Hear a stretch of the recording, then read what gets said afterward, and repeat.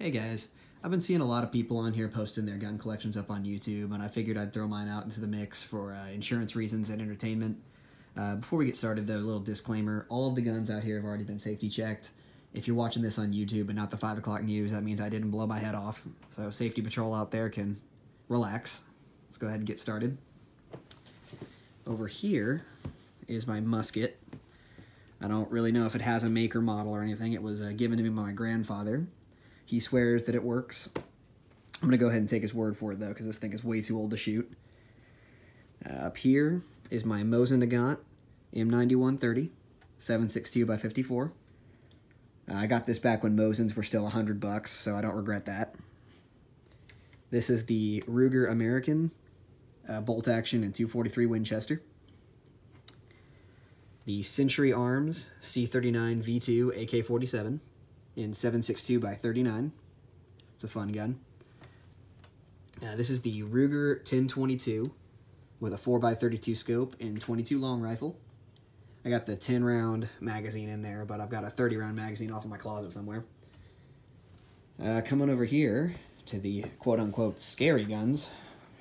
This is the Smith & Wesson M&P 15 Sport 2 with the Magpul OD green furniture on it.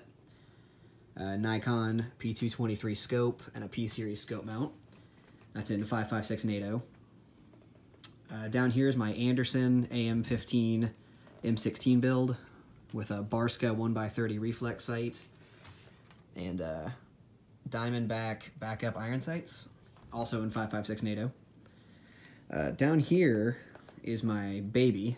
This is my 6.5 Grendel range rifle. I built this gun from the ground up. It is phenomenal. Ammo's a bit pricey, a little hard to find, but ballistically, it is so worth it. Let's come over here.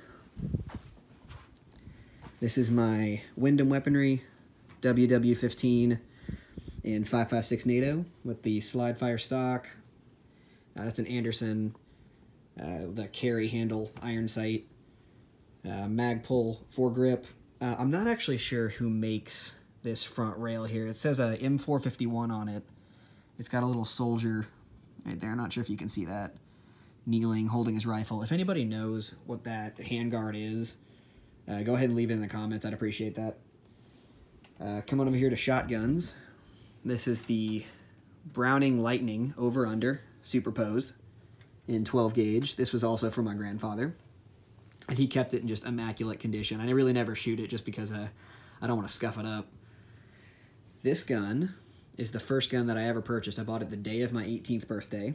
It's the Mossberg 500 pump action in 12 gauge. Never sell this thing. It's a fantastic gun.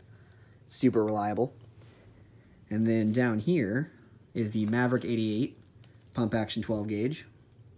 Made here in Texas. It's also made by Mossberg. You can get these guns for under $200, and for that kind of money, they're super reliable. You really can't beat it. So come over to the desk, check out the handguns. Let's go over here. All right, this is the Colt Mark IV Series 80, 1911 and 45 ACP. It's just a pretty gun to look at.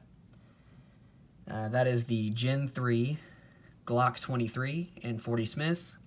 Not a huge fan of 40. I know a lot of people love them. I just think 45 it's easier to control for me. It's just got a more predictable recoil. This one's just a bit snappy. Not crazy about it.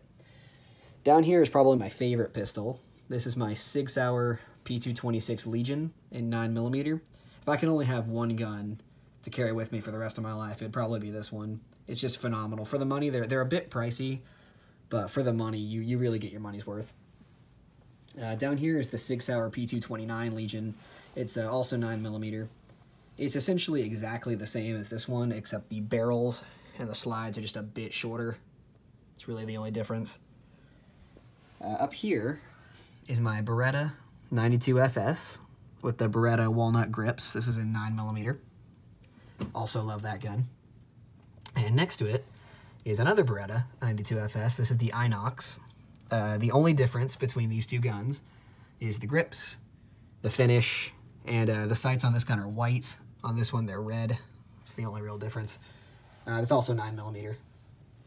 This gun is the newest gun in my collection. This is the Ruger Mark IV 2245 in 22 long rifle. Haven't got a chance to shoot it yet, but I can't wait to try it out. I hear really good things about it.